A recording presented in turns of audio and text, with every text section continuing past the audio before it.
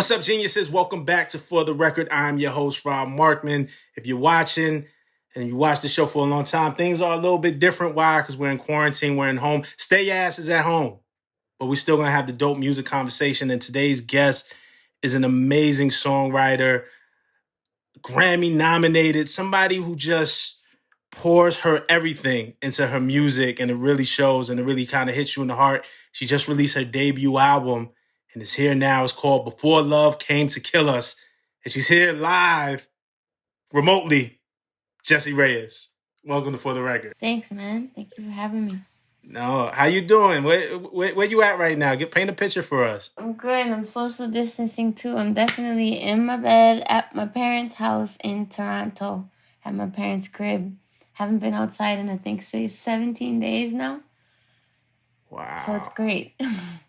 Wow. How is your family doing? Is everybody healthy? And everybody's good, thank God.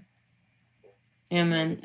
Me and my mom got into some arguments because she didn't think it was a big deal first. Like, when we first got back from tour, because we were all on the road, when everything got postponed, we had to come back to Canada. And when we came back, they told us, you guys got to stay quarantined for 14 days just in case. And my mom didn't think it was a big deal. She thought it was soft. She was like, Dios me va a proteger, no me preocupa. I'm like, are you out of your mind? Like, el quien se lo busca, which means like you can have faith in God, but if you go look for problems are gonna find you. And so just chill. And she finally listened. So it took a little bit of convincing. Well, I'm glad. But, you know, also, too, it's a hard thing to believe. I think we kind of look at the world, and as much as we all want to be responsible, the situation that we're in, none of us in our lifetime have ever experienced anything like this. Yeah, it's weird when you can't see the enemy. It's hard to understand the precautions. And then you have this album, right, that you've worked hard on, that when you listen to it, you pour your heart into it. Like, there's a lot of emotion on this album. I could tell it's a very personal project, Before the Love Came to Kill Us. And so you have this release date. You know, you're coming off a tour and you have to stop the tour and you have this release date. And you kind of struggled a bit, right? Whether or not to actually release this album. Yeah, I did. So the title, before I decided on Before Love Came to Kill Us, before I decided on that, it was actually You Could Die Tomorrow. And it wasn't until I wrote Kill Us, one of the tracks on there, that the second title kind of came to me.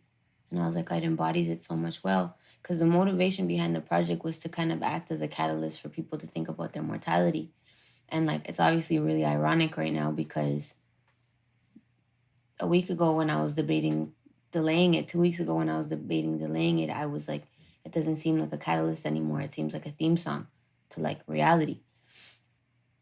And I was apprehensive because for me, I've grown up thinking about mortality. It's just innate. My dad lost both his parents at a really young age, and my mom's always just been aware that it could all die tomorrow. Like, she showed no fear. She's just like that. Anytime there's plans, she says, yeah, we're going to do it if God allows. What are you guys doing tomorrow? We're going to do this if God allows. It's always just at the forefront. So for me, the idea that it could all be over tomorrow isn't as heavy a concept as it might be for other people. So I was concerned that bringing this project out might seem insensitive. You know, like I'm slapping people in the face with death or something at a time where everyone's scared.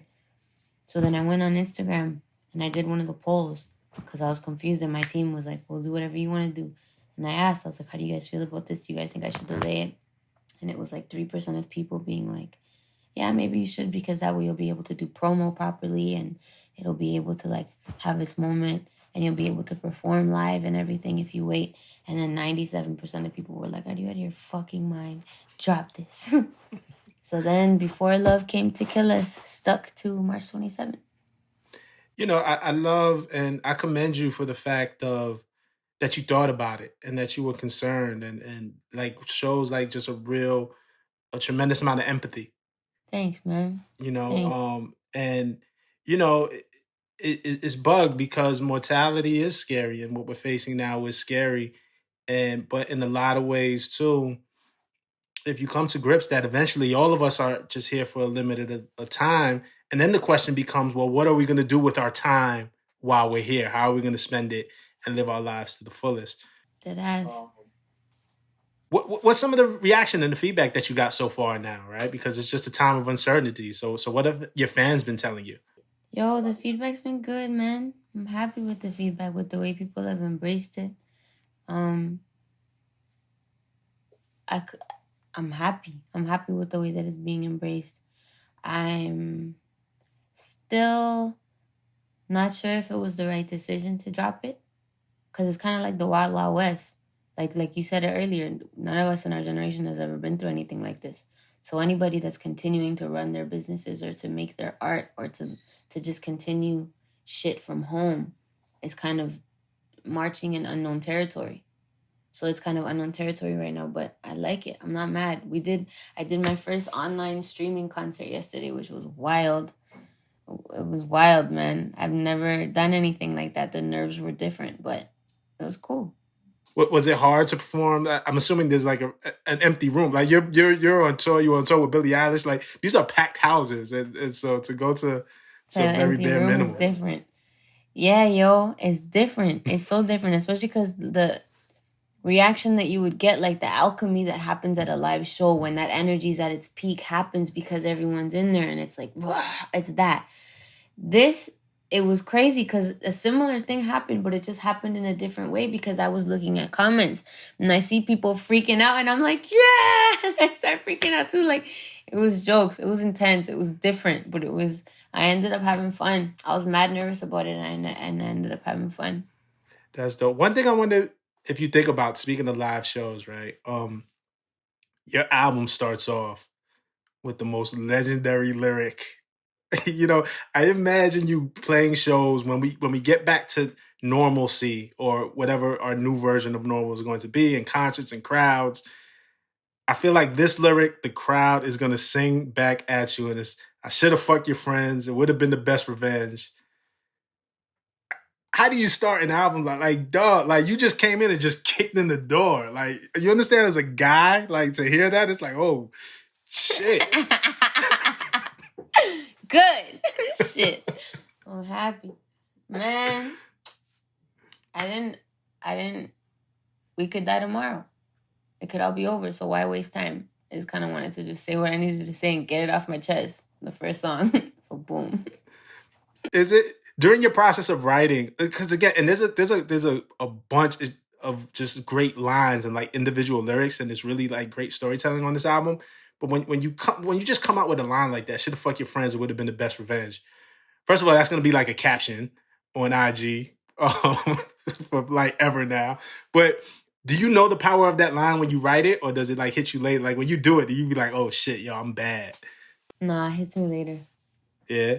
Yeah, it hits me later because it's more like a conversation that I'm just having with myself. So it's coming out. And then I don't really assess till after. That always happens. That same with Killers. The fact that the album title was in the song wasn't something that I was aware of while I was making it. It's just making it and you're close to it and then you get to take 10 steps back and be like, oh shit. And then adjust. So it wasn't until I took a step back from the song that I was like, yes. It's funny because I didn't know, I'm just learning now that you changed the album title after you did Kill Us, right? And no lie, my question's here. Like, I'll read the question verbatim. I'm like, yo, the album has a unique take on love. It feels like the crux of the album is on Kill Us.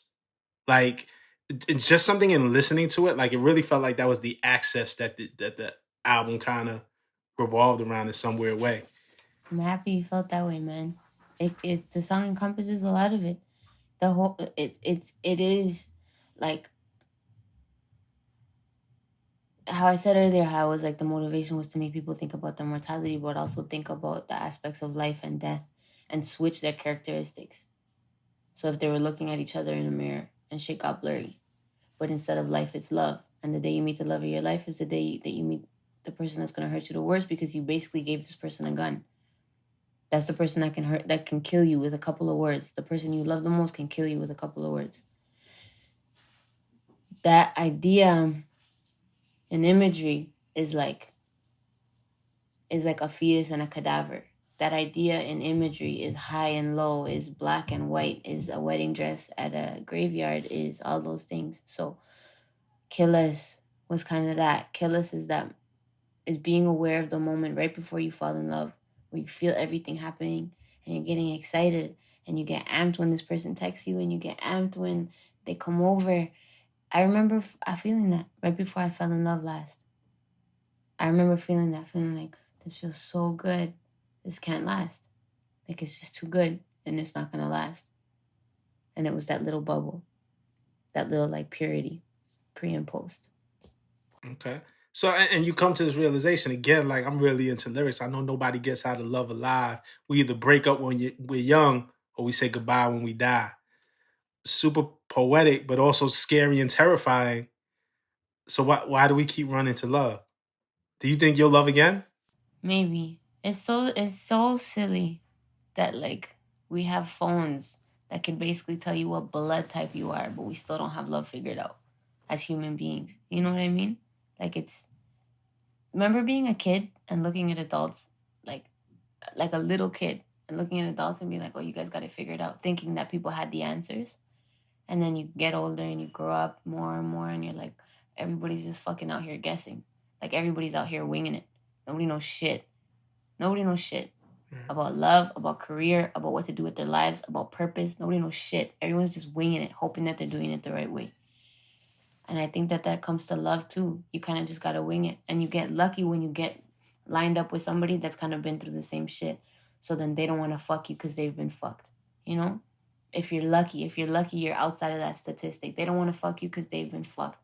You don't want to fuck them because you've been fucked. So you both share that same level of empathy. And then you get to be old and gray together. And I feel like that's the gift to the soul that's empathetic. But then you got to pay for your time because one of you's got to die. Wow. Wow. It's just the way that you think about it. And I think that's what's great about your music. And you kind of came into the game always, and even as a guy listening to your music, because obviously women relate. You know, songs like Gatekeeper early on, songs like Body Count. You know what I'm saying? Women relate to. But even as a guy listening, we relate, but I think in a different way, like, because it makes you take a look at yourself as well. Like, you know what I'm saying? Thanks. Just the way you think. And I guess the comment is, it wasn't even a question, is I think that's what great music is through time, that makes us kind of just rethink our lives or rethink what we're doing or rethink our purpose and stuff like that. I'm happy. I'm happy that it's that to you and to a lot of guys. Thank you. Nah.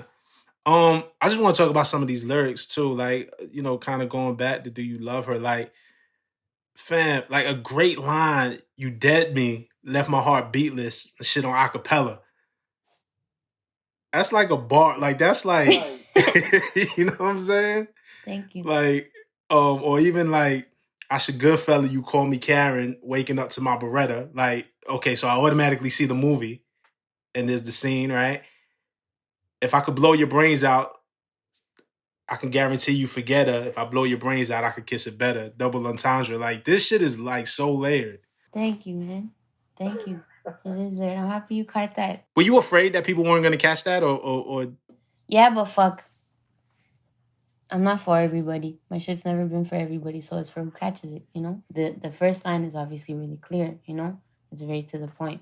But, like, that whole Goodfellas scene, the reason it matters so much is because, like, how you said Killers brings you to that, like, that peak of what the album's about. That scene is kind of a parallel to that because she's on him and she's like, man, if it's not with me, you're gonna die. If it's not me you're loving, you're gonna die. It's over. And she feels all that energy. And then it's like when he wakes up, it's that moment right before the hunter kills the lion. That like fragile silence.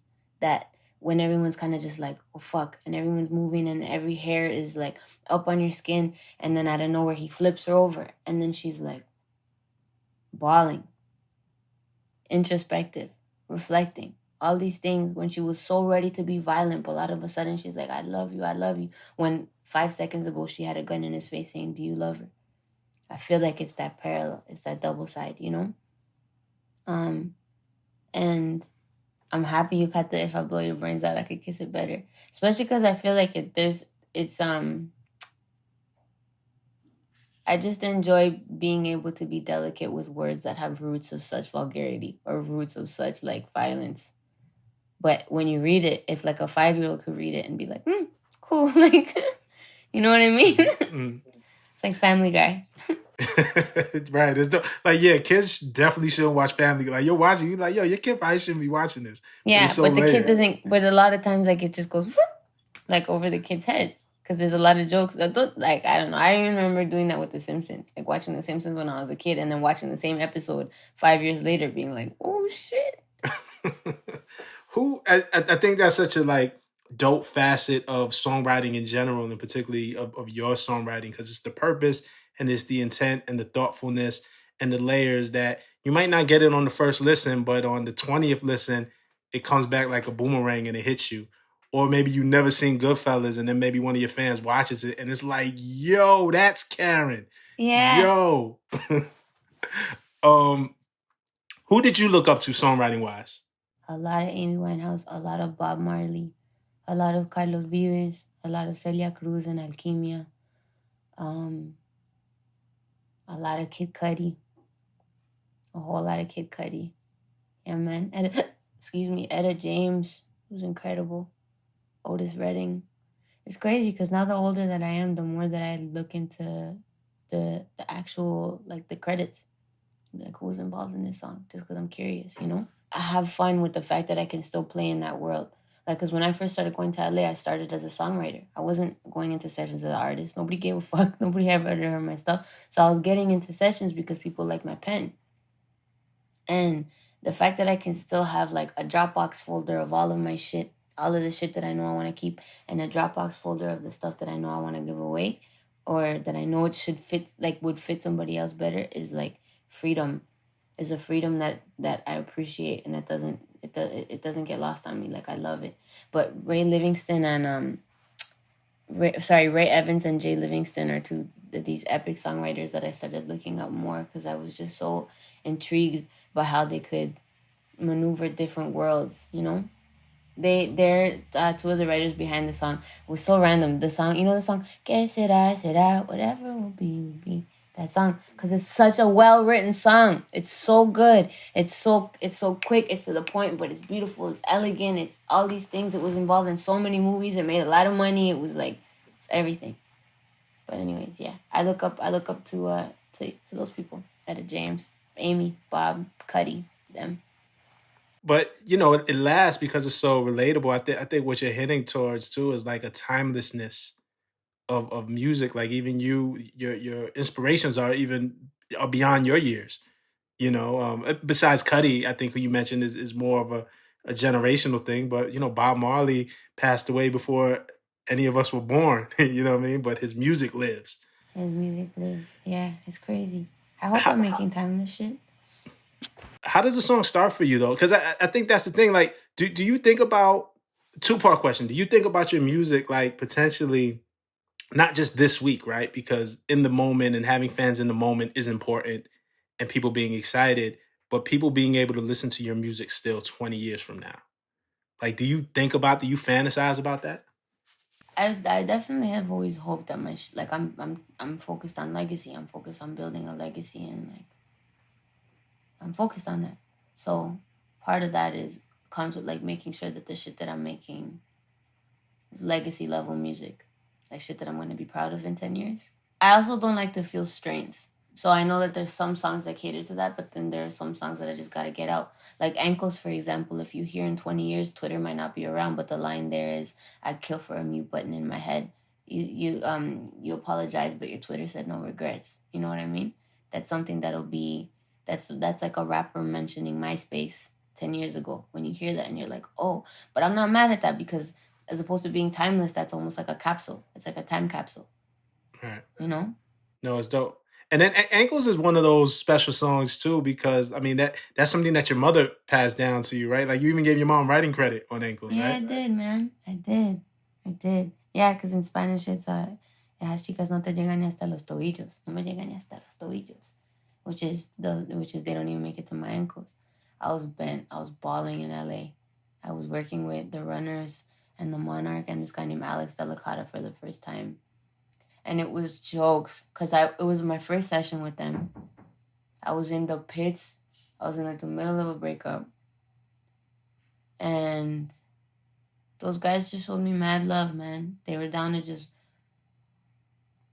like we were working till like 10 in the morning. We were every day, and we were working together for a week, and it was just like, and they were down. And I think Ankles was the first night, and it was maybe the fourth song of the night, and it might have been 6 in the morning, 5 in the morning, and there was a lot of drinking, but the speed at which I work was respected. So they were down to just create, move on. But for Ankles, there's only 2 takes because it was part of that. There's only 2 takes. That's why in the beginning of the song, you hear Ice and you hear me go right here because I'm still trying to catch the pocket. And then when we were mixing the song and I was like, hey, can you guys send over the files? There was like, there's only, Main hit me, one of the producers like, there's only 2. Do you know, I remember like we only did 2 takes. So we only worked with the 1. And that's like the 1 take that's in there. That's dope. That's so dope that you kept it in. You dropped the deluxe version and has 2 artists that I love. Melly, who's my heart. I love Melly to death, and Rico Nasty as well, who's super dope. How did that come together? You know, because I think about these songs that are so personal, right? Like it really starts with something, advice that your mother gave you to help get you through a breakup. So it's like really personal in that way. And I imagine you can't just throw anybody on it. You know, like how do you feel like, okay, I want to enhance the song, I want to give the song new life. These are the artists that I want on it. How do you come to that decision?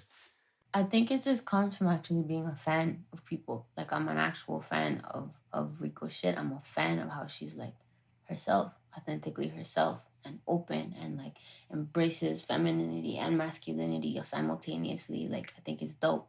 And I've been a fan of Melly for a minute too, man. Her pocket, her ability to sit in pocket, it's apparent in Ankles, but you can listen to like 5 other songs, 10 other songs, and you hear that she just sits in the pocket so well. It's sick.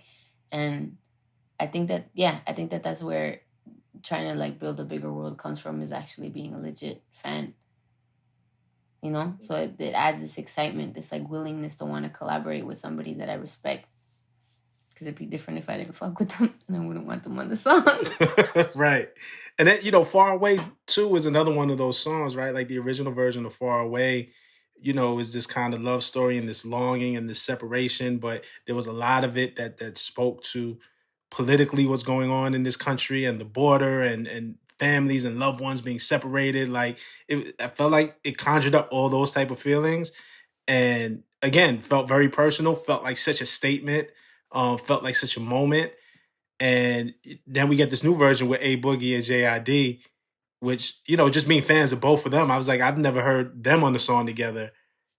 And then with you, it was just like, wow, like where else are we going to get this type of collaboration? How did that one come together? Same. I've been a fan of Boogie. Me and him worked together before, obviously, on Pretending, on his song. And I sent him the shit and he was down, you know? He killed it. And Jid and me have been friends for a minute too, man. Jid has actually been a supporter from like 2017. He's been a supporter. So it just felt cool to be able to work with somebody where the respect is so very much mutual, because I'm a fan of his too, man.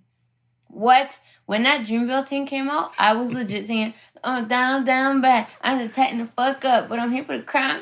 Oh, like I call every time we were on the phone or anytime we talk, you know how people say hello, like civilized people? He'd be like, hello? And I was like, I had to tighten the fuck up, but I'm like, that's how I would greet him every time. The song is fire. He killed it, but I'm a fan of him. Like, it's just legit. Yeah, no, I can't wait to see what he does next. I feel like, you know, there's a big year coming for Jid. That boy's a problem. Whew. That boy's a problem. For sure. Is this the bedroom? Like, you've written songs in this bedroom? Yeah. Mama got written here. Kill Us got written here. No One's in the Room got written here. A lot of shit. Do you still write in the bedroom? Like now you have access to studios. You can fly. You can almost do destination sessions just to change the vibe. Well, when we are in quarantine, but do you still write in that room, or how much do you create in this space still? Yeah, I wrote yesterday. I write all the time. It doesn't really stop. Kill Us was written in this bedroom, just me and my guitar. Like dead ass, just me and my guitar. And like it's kind of funny how I started doing this again, because I got lucky with being able to go to the studio anytime I wanted. I got lucky with being able to like work with producers that I've looked up to my whole life, but I had to get sick and get stuck at home, and the doctor wouldn't clear me to fly like a year and a half ago. And I was pissed, and I was stuck at home, and I was supposed to be resting, but I couldn't because you can't control when you, like, if you do, then I feel like you get cursed. Like, if you don't respect when you get inspired and you, like, use it as an outlet, I feel like you get clogged up. And I wanted to work. And since I couldn't go to the studio, I just got back to my guitar and me again. And it had been a long time since it had just been me and my guitar in my bedroom. It had been a minute. So it was nice to get forced back into that space to remember. And I was like, oh, this is lit. I forgot that I have this, you know? So I definitely still very much do that shit. Roof was written in here. Killis was written in here. No One's in the Room was written in here. Yeah, man. That's dope. I think it's dope for aspiring musicians to hear that too, because I think, especially in this time, a lot of people are looking for inspirations past their four walls, and it can be frustrating. But to also know that what you need is right in front of you. Yeah, man. All you need is truth and a pen. All you need is truth in the pen. That's dope. I want to take it back a little bit because something reminded me when we kind of talked about legacy, and you were talking about that you think about being a legacy artist. The Kiddo EP, Gatekeeper, was a big song and a statement as well, and a fearlessness that came with that. Do you get artists, do you get women that come up to you? Have you learned or seen since releasing that song how it has affected other people to live in their truth and not stay quiet about situations? For anybody who doesn't know, Gatekeeper is a real story, and the song you talk about someone in the industry, and we all know who it is, promising fame in exchange for sex. And we know that that goes on in multiple industries and the things that women must face. Have you witnessed and experienced how it's affected other creatives and maybe inspired them? Yeah, man. It's nuts. It was kind of apparent to me within the first, like, few weeks of the song dropping. But it was kind of like what is it? What's the saying? A double-edged sword. It was two sides to the coin. Because on one side, I was happy that people were having the conversation. I'm still happy that people are having the conversation. That it's less of a taboo for women to talk about, because before it was almost encouraged for women to go to the grave with that unless you wanted to jeopardize your career. But on the other side, it is heartbreaking. Like, if you saw my DMs during the couple months around the Gatekeeper release, you wouldn't believe it. You wouldn't believe it. Because it was every day. It was hundreds of, like, thank you for coming forward. This happened to me when I was 15. I'm apprehensive of coming forward because I'm married now and I have kids and I don't know how my husband's going to react. Thank you for coming forward with that song. My boss is doing that stuff, but I'm scared to quit because I can't get another job and this and this and this. Thank you for coming forward. This person did this to me too, but it's past the statute of limitations, so I can't come forward with anything right now. Thank you. Like, and I still get them. Man. It's just hard. It's sad. It's sad that it's so common. I hope that it made a fucking dent for it to come, but I don't think that enough change has been made, because until, like, the culture shift happens where it's not just women, because I feel like the majority of the people that were on the front lines, the majority of people that are on the front lines of that fight for equality, of that fight for a basic ask of not getting sexually harassed at work, the majority of the people that are on the front line are women. And I think that until the point that we see, like, a 50-50 split and men are being empathetic as opposed to apathetic because it doesn't affect them, I think that that's when more shit will change. But it definitely, it was heavy. It's still heavy. It's still heavy when I get those messages. It's wild, man. It's sad. But I applaud you for being that strong and that brave. And I think you make an excellent point. It was something that I said in the beginning, that your music, obviously women relate to it. But I think if men are being real with themselves, it should inspire you also to look within and even, hopefully, like, you're not the type of man who would do something like that, but still look within and be like, well, what actions can I do to prevent that? Are there any actions that I'm complicit in that would lead to that? And how do we change it? And And I think one of the hardest things for most people to do is look at themselves. Yeah, And man. you could be like, hey, I never sexually harassed anybody, so I'm not part of the problem. And that's not necessarily true. You know what I'm saying? No, if Like, you're a bystander, you're part of the problem. If you're a bystander, and I remember my manager said this once. He's like, if I was apprehensive about putting out Far Away, which is crazy because it's unrelated, but the sentiment still relates. He was like, if only the oppressed are fighting for equality, how are things gonna change? If it's only the oppressed fighting, that's not how the shit balances. But I even got messages like that too, man. I even got messages from men saying that the song made them take a step back and realize their position of privilege and their position of power, and just be more cognizant of how you're using that platform, and be more cognizant of how you're treating other women, because when you're in a position of power, it creates a different dynamic, that you might not be aware of unless you embrace that responsibility, which was a dope byproduct of the song. and we need more of that. But again, commend you, because I think I love to have conversations with artists who are thinking in this way, and whatever your mission is, there's a lot of fights to be fought, and it's just about thinking about legacy. Like, what do I want people to remember about me when I'm gone, and my Yeah, man. music and my legacy lives on? And I think you're doing a great job. Finally, I want to talk to you about this guy that's on your album, a song called Coffin. This guy, This maybe the random people guy? have heard of him. This guy Eminem, this guy Marshall Mathers. This up and coming rapper. Yeah, he's a new rapper. You ever see, like, sometimes, I forget, I think it was like when Kanye had did something with Paul McCartney and Rihanna, and people were like, "Oh, who's this new artist, Paul McCartney?" Audacity. So yeah, you work with this new guy Eminem. But when I listen to Good Guy and Nice Guy from his album, and I listen to Coffin, it all kind of centers around this theme of the dark side of relationships. Like, when y'all get together, y'all got a real interesting way about looking at love. Yeah, he lives in the same place I do. Does when you start to collaborate, is there a conversation that precedes it? Or is it like just this unsaid thing and you guys go in and create? Like was there a long, like, heart to heart about the shit that y'all been through? Because we hear his stories too throughout his discography, so we know what he's been through. Is it as long and drawn out as a conversation, or you guys just kind of go in the booth and do your parts, and it just makes sense? I'm lucky. It's just energy. It's just chemistry. I'm blessed that way with him. And it was apparent in the first session. And I was nervous as hell for that first session. Like, when we made Good Guy, because the first time I met him was the first time we worked. So when I walked in, and like, mind you, I've been really fortunate to work with like legendary people in my life. So far, I've been really fortunate. And there's only 2 times in my life where I got shook, and that was one of them. And like, my managers will tell you, they'll be like, "Yo, we heard you exhale when you hugged them." I was like, "Oh God." Like, fuck.